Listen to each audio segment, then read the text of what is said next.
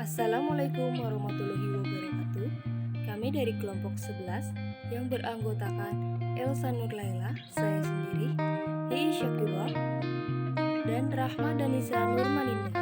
Di sini kami akan mempresentasikan hasil diskusi kami, yaitu tentang strategi manajemen PAUD bermutu. Pengertian manajemen strategis merupakan pengamatan lingkungan, perumusan strategi, implementasi strategi, evaluasi, serta pengendalian. Manajemen strategi menekankan pada pengamatan lingkungan sampai evaluasi peluang dan ancaman lingkungan dengan melihat kekuatan dan kelemahan lembaga. Selanjutnya yaitu fungsi. Yang pertama, perencanaan adalah suatu proses mempersiapkan serangkaian keputusan untuk mengambil langkah atau tindakan di masa yang akan datang yang diarahkan kepada tercapainya tujuan-tujuan dengan sarana yang optimal. Kedua, pengorganisasian merupakan usaha bersama atau kelompok untuk mencapai tujuan yang telah ditetapkan sebelumnya dengan adanya pendayagunaan sumber-sumber yang ada agar dicapai hasil yang efektif dan efisien. Ketiga, pengorganisasian adalah suatu usaha yang dilakukan pimpinan untuk mengatur, menyatukan, dan menyerasikan semua kegiatan yang dilakukan oleh bawahan. Keempat, pengawasan adalah usaha pimpinan untuk mengetahui semua hal yang dilakukan menyangkut pelaksanaan kerja, khususnya untuk mengetahui kelancaran kerja pegawai dalam melakukan tugas untuk mencapai tujuan. Selanjutnya, proses manajemen strategi yaitu 1. Perumusan misi organisasi. 2. Penentuan profil organisasi. 3. Analisis dan pilihan strategi. 4. Penempatan sasaran jangka panjang. 5. Penentuan strategi induk. 6. Penentuan strategi operasional. 7. Penentuan strategi jangka pendek. 8. Perumusan kebijakan. 9. Pelembagaan strategi. 10. Penciptaan sistem pengawasan. 11. Penciptaan sistem penilaian. 12.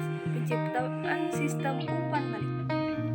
Model manajemen strategi. Yang pertama, formulasi strategi membutuhkan data dan informasi dari analisis lingkungan. Setelah melakukan analisis lingkungan dan menentukan kemana organisasi akan diarahkan berdasarkan strategi arsitektur, langkah selanjutnya adalah memastikan bahwa organisasi akan mencapai misi dan tujuan yang telah ditetapkan tadi. Yang kedua, ada implementasi strategi adalah proses di mana manajemen mewujudkan strategi dan kebijakannya dalam tindakan melalui manajemen strategis. Yang ketiga, evaluasi strategi adalah proses yang melalui aktivitas-aktivitas lembaga dan hasil kinerja dimonitor dan kinerja sesungguhnya dibandingkan dengan kinerja yang diinginkan. Penyusunan manajemen strategi. Yang pertama, tahap diagnosis, yaitu pengumpulan berbagai informasi perencanaan sebagai bahan kajian. Yang kedua, ada tahap perencanaan, yaitu menetapkan visi dan misi. Visi merupakan gambaran wawasan tentang keadaan yang diinginkan di masa depan, dan misi adalah rumusan penugasan untuk masa depan. Yang ketiga, ada tahap penyusunan, yakni merumuskan rencana strategi dapat dilakukan sejak saat pengkajian telah menghasilkan temuan. Penyelesaian akhir perlu menunggu hingga semua keputusan atau rumusan telah ditetapkan. Yang selanjutnya yaitu implementasi strategi. Proses implementasi strategi dalam manajemen sekolah meliputi keseluruhan kegiatan manajerial yang mencakup keadaan seperti motivasi, kompensasi, penghargaan manajemen, dan proses pengawasan.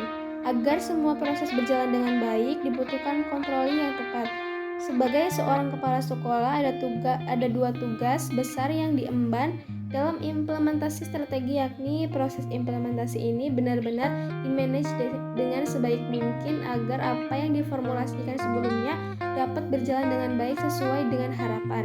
Tugas yang kedua adalah memanfaatkan semua sumber daya yang ada, baik sumber daya manusia maupun non-manusia, untuk mendukung terlaksana semua formulasi strategi yang ditetapkan. Sekian dari kelompok kami. Terima kasih. Wassalamualaikum warahmatullahi wabarakatuh.